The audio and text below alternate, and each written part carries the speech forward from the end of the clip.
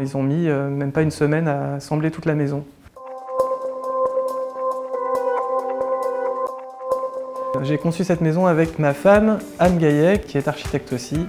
Il fallait à la fois répondre donc à une contrainte d'inondabilité du site, avec un terrain soumis à un plan de prévention de risque de submersion marine. On est aussi dans une zone boisée qui est classée. On a fait le choix de se mettre sur pilotis, à la fois pour répondre à la contrainte de prévention des risques de submersion marine, et en même temps pour préserver la topographie naturelle du site. La maison est en bois, en panneaux massifs, et ils arrivent prédécoupés, et ils sont assemblés. C'est un chantier qui est extrêmement rapide. On avait l'idée de construire en perturbant le moins possible le site, et aussi la possibilité de déconstruire et de s'en aller en laissant le site tel qu'il était en arrivant. Ça, c'est l'idée de réversibilité qu'on défend. Cet appel à projet, c'était l'envie aussi de communiquer sur cette manière de faire. La question de construire en zone inondable se pose de plus en plus, et que finalement c'est aussi un système qui peut être appliqué aux zones inondables comme à d'autres zones sensibles naturelles. Ça nous a apporté une certaine reconnaissance par rapport à notre travail et notre engagement dans une architecture